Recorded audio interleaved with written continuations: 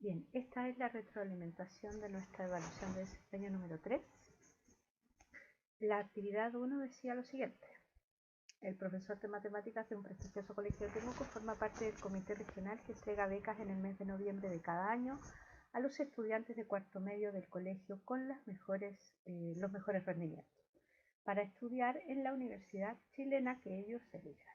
Para ello, el comité valorará, y ahí viene la información, el promedio de notas de todos los estudiantes de cuarto medio, entendiendo que esas notas reflejan su rendimiento, por lo que aquel colegio con un promedio más alto y con las notas más homogéneas debe ser el ganador. Ahí está la clave para poder luego responder. La información necesaria para tomar la decisión le fue entregada al comité a finales del año 2020 y deja, aparentemente, casi en un empate técnico a dos colegios, aunque el comité mantiene que debería premiarse al colegio 1 por sobre el colegio 2. Por ello, se requiere definir mediante alguna metodología objetiva las posibles diferencias existentes entre los rendimientos de los estudiantes de ambos colegios.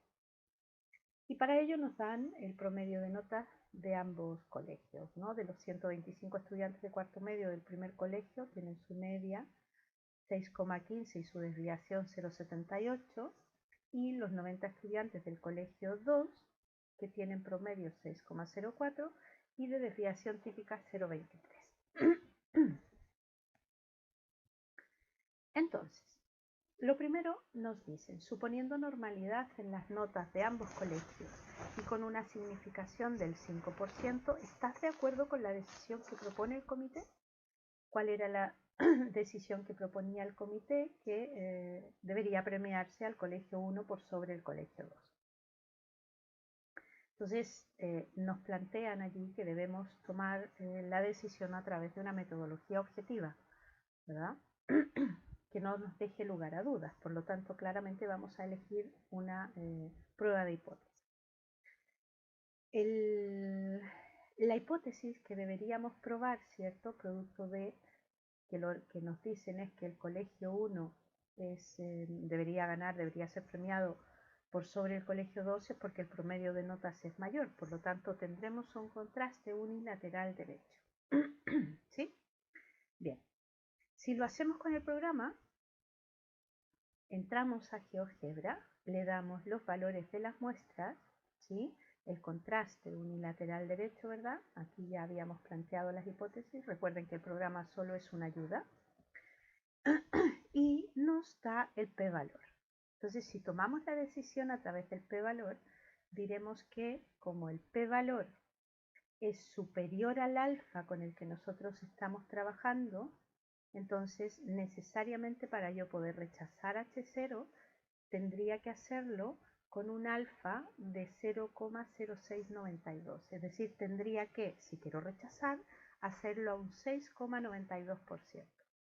Y claramente, como me han dicho que haga y tome la decisión con el 5% de significación, entonces no podremos rechazar H0. Es decir, no hay suficiente evidencia en la muestra al 5% de significación como para poder rechazar H0. Por lo tanto, no podemos confirmar que efectivamente el colegio 1 tiene notas significativamente muy superiores al número 2 y por lo tanto tendremos que decir que las diferencias que existen no son estadísticamente significativas. Bien, ahora, quien no lo haya hecho con el programa y lo haya hecho a mano, tenían aquí la hipótesis, tenían la discrepancia, bastaba simplemente con reemplazar los valores, ¿verdad? Y a través del alfa podían obtener la región de rechazo y la región de aceptación. En este caso era una distribución T de student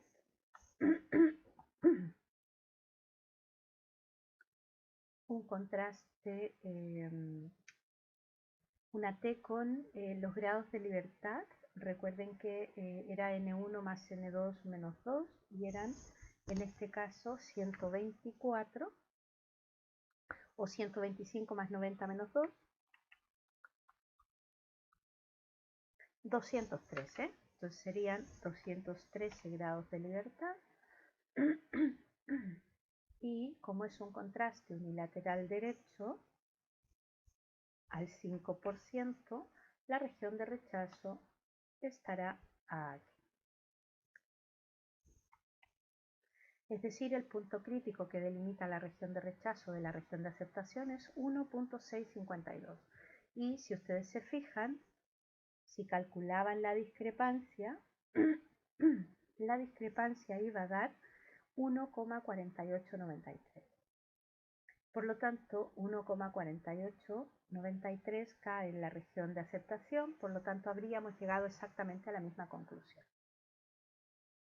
Por lo tanto, según los resultados, no hay diferencias significativas entre ambos colegios, como decía antes, en cuanto a la nota media, con una significación del 5%, pero ahora habrá que ver si en relación a las varianzas encontramos diferencias. ¿Por qué? Porque en el planteamiento dice que el colegio ganador debería ser aquel que tiene los promedios más altos, pero las notas más homogéneas. Por lo tanto, para valorar la homogeneidad tendremos que hacer un contraste de varianzas. Nuevamente haremos un contraste unilateral derecho. ¿Por qué? Porque nuevamente se proponía al colegio 1 ganador, por lo tanto suponemos que ellos también tienen valores mayores y la muestra lo verifica también, ¿no?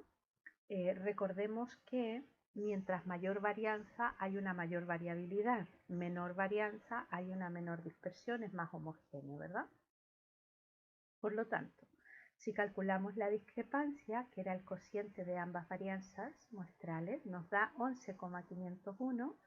Si buscamos, ya que era un contraste unilateral derecho, una F con los grados de libertad n-1 para cada muestra, es decir, 124 y 89, y tenemos que el punto crítico que delimita la región de rechazo es 1,391.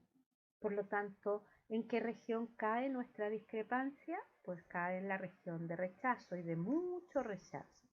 Por lo tanto, hay suficiente evidencia en la muestra como para poder rechazar H0 y concluir que efectivamente hay diferencias significativas y esas se producen porque la varianza del primer colegio es significativamente superior a la varianza del segundo colegio.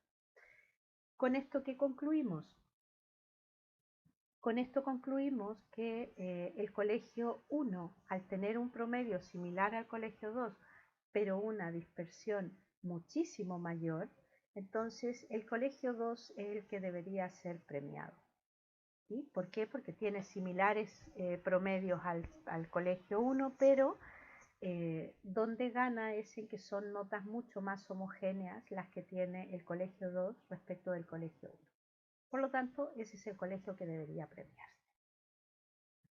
Bien, vamos al apartado B. Decía, según tu respuesta del apartado A, determina el rango de variación que tiene el verdadero promedio del colegio ganador. Es decir, nos vamos a obtener un intervalo de confianza para la media del segundo colegio. Como ya teníamos toda la información, o bien el programa o bien la fórmula del intervalo, al 95%, ¿cierto? Ahí teníamos su media, su desviación, el tamaño de la muestra y ahí tenemos el intervalo. Entonces, la verdadera nota media del colegio 2 fluctuará entre 5,9918 y 6,0882. Dicho de otra manera, fluctuará entre 5,99 y 6,09 aproximadamente con un 95% de confianza. Vamos entonces a la evaluación de desempeño 3, pero la actividad 2. En este caso, la situación era la siguiente. En el colegio más concurrido de Temuco, los profesores de física y matemáticas realizan una actividad de evaluación en el laboratorio del colegio. Al ser bastantes alumnos y tener disponibles 2 laboratorios para hacerlo, la actividad se realiza en paralelo. Los estudiantes se dividen en 2 grupos. Uno de ellos es atendido por el profesor CG en el laboratorio 1 y el otro es atendido por el profesor VC en el laboratorio 2. Dado que ambos profesores no han logrado llegar a un acuerdo en relación al indicador o medida numérica de resumen a utilizar para evaluar a sus estudiantes, es decir, o la media o la mediana para poder medir, ¿no?, los desempeños, las notas, deciden utilizar la proporción de estudiantes con notas sobre 5, ya que se considera de un nivel de desempeño medio alto hacia arriba, ¿no?, la nota 5. Se registran las notas obtenidas por una muestra aleatoria de 13 estudiantes del profesor CG y 15 estudiantes del profesor VC. Y están resumidas en la tabla. Entonces, la primera actividad que nos pedían era determinar el estimador de la proporción de estudiantes con notas superiores a 5 para cada uno de los dos profesores. Entonces, la estimación era simple. En el caso del profesor CG eran 9 del total de 13 estudiantes con notas superiores a 5, y en el caso del profesor VC, 12 notas de las 15 estaban por sobre 5. Por lo tanto, allí teníamos las estimaciones que se solicitaban. En el apartado B nos dice: el profesor VC se jacta de tener una proporción mucho mayor de estudiantes con notas superiores a 5. Confirma si él está en lo correcto con una significación del 5,5%. Por lo tanto, lo que vamos a tener que hacer es un contraste para las dos proporciones, ¿verdad?, para confirmar si efectivamente el profesor del segundo grupo, que era el profesor VC, tiene una proporción de estudiantes significativamente superior a las que obtiene el profesor CG. ¿Sí? Por lo tanto, tenemos un contraste unilateral izquierdo y podemos utilizar directamente el programa. Haremos un test Z para la diferencia de proporciones, o si ustedes querían, podían utilizar la discrepancia para el contraste para la diferencia de proporciones. Nos va a llevar a resultados exactamente iguales. Entonces, si lo hacemos por el programa, aquí teníamos la información de cada una de las dos muestras y tenemos aquí el p-valor. Entonces, como ustedes ya saben, si el p-valor es superior al alfa con el que estamos trabajando, necesariamente para poder rechazar, necesitaría rechazar al 25,58%, lo cual es excesivamente alto, y por lo tanto no hay forma de rechazar la hipótesis H0. Por lo tanto, no podemos confirmar que efectivamente el profesor VC tiene una proporción de estudiantes significativamente superior a la del profesor CG. Por lo tanto, tendríamos que decir que los desempeños de ambos profesores son más o menos similares en cuanto a la proporción de estudiantes con notas sobre 5. ¿Sí? No hay diferencia significativa. En el apartado C nos dice: determina un intervalo de confianza para la diferencia de proporciones de estudiantes con notas sobre 5 e indica si tu conclusión es la misma que la conseguida antes. Claramente, para construir el intervalo también podemos utilizar el programa, ¿cierto? Teníamos allí las dos muestras, los resultados, ahí está el intervalo, o bien podíamos utilizar la fórmula y reemplazar todos los valores. En este caso, en el caso del intervalo, al igual que en el contraste, podían encontrar fácilmente a través de la distribución normal las regiones de rechazo y aceptación en el caso del contraste. En el caso del contraste de las proporciones, ¿cierto? Porque tendrían una distribución normal con media 0 y varianza 1, porque está tipificado, y allí podrían haber encontrado al 5,5%,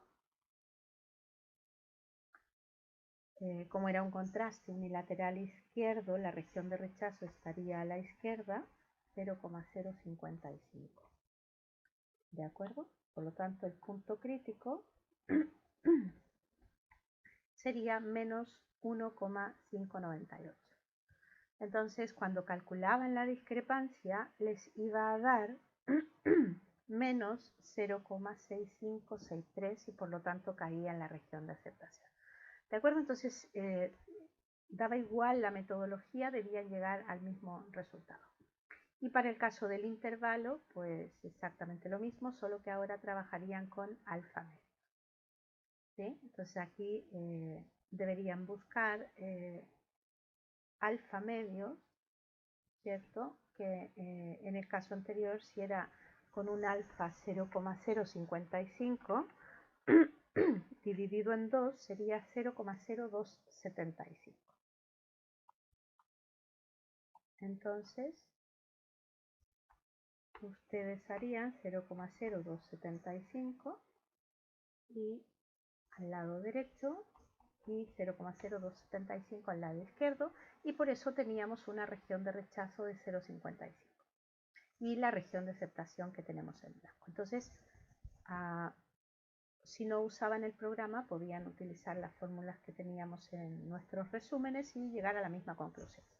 Entonces, el intervalo obtenido, de cualquiera de las maneras, será este, menos 0,4233 y 0,2079. Entonces, ¿cuál era la conclusión?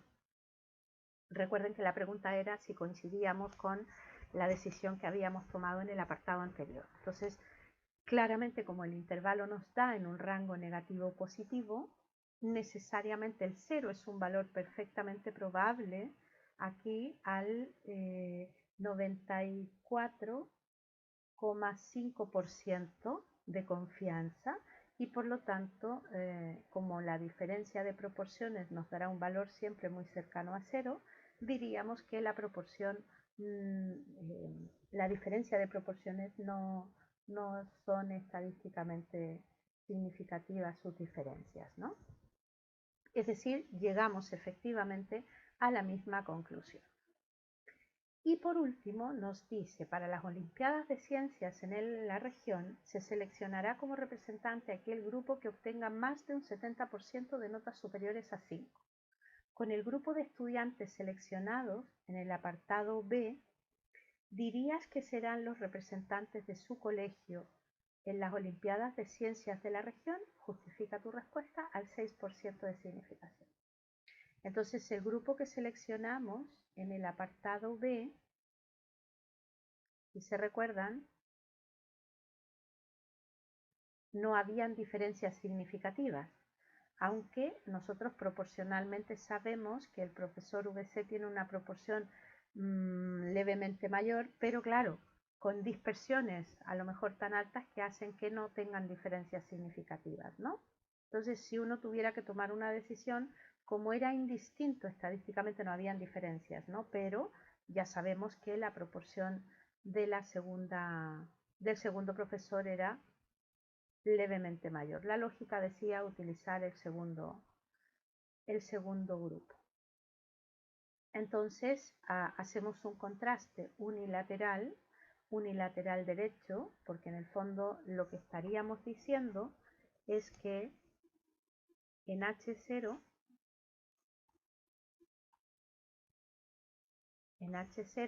estaríamos diciendo que la proporción es igual a 0,7, ¿cierto? Versus que en H1 la hipótesis alternativa, que es lo que queremos confirmar, que tendrá un porcentaje superior al 70%. ¿Sí? Por lo tanto, estamos enfrente de un contraste unilateral derecho. ¿De acuerdo? Ahí está. Entregamos la información del grupo 2 y tenemos el resultado. El p-valor nos da 0,199, lo que es inferior al alfa, no, ¿verdad? Es superior al alfa, por lo tanto indicaría que no hay evidencia suficiente para rechazar H0 y por lo tanto no podemos confirmar efectivamente que el segundo grupo a cargo del segundo profesor tenga una proporción de estudiantes significativamente superior a 0,7, por lo tanto lo más probable es que no sea el representante de su colegio en las Olimpiadas. ¿Sí? Ahora, si en vez de usar el programa usaban el contraste habitual, tenían aquí la discrepancia y les iba a dar 0,84, como era un contraste unilateral derecho, podían encontrar fácilmente la región de rechazo y la región de aceptación, y el punto crítico estaba dado al 6%, por lo tanto 0,06. Y tenemos allí 1,555 que delimitaba la región de rechazo en azul y la región de aceptación en rojo. Por lo tanto, como la discrepancia, que era 0,8452, reemplazando, ¿no?, en la fórmula, caía claramente en la región de aceptación, llegábamos a la conclusión comentada anteriormente. ¿De acuerdo? Y esa era la evaluación número 3.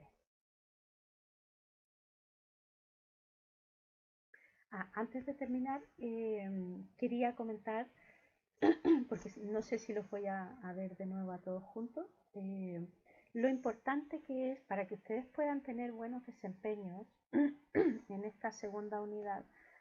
Es tremendamente necesario tener claro qué parámetro es el que voy a estudiar en base a la situación concreta que me están planteando. Si voy a utilizar un promedio, una proporción o una varianza, ¿cuál es el objetivo? ¿Sí? Si voy a estudiar un promedio, si voy a comparar, si quiero ver las variabilidades o la homogeneidad o la proporción. Y lo otro importante es, tengan presente que siempre el contraste es una metodología de verificación, a diferencia de voy a aprovechar de mostrarles esto, a diferencia de los intervalos de confianza, que son básicamente una metodología de estimación. Entonces, muchas veces, un segundo que quería mostrarles, muchas veces uno no comprende cuál es el objetivo de cada una de las metodologías de inferencia y termina cometiendo ese tipo de errores. No se olviden de este mapa conceptual que hicimos al principio. Los intervalos de confianza son una metodología para hacer estimación de los parámetros, no para hacer confirmación. No me permiten sacar conclusiones, sí, pero no con la veracidad con la que puedo hacerlo a través de una prueba de hipótesis. ¿De acuerdo? Entonces, considerar aquello cuando tengan que decidir qué metodología utilizar para qué cosa. ¿De acuerdo?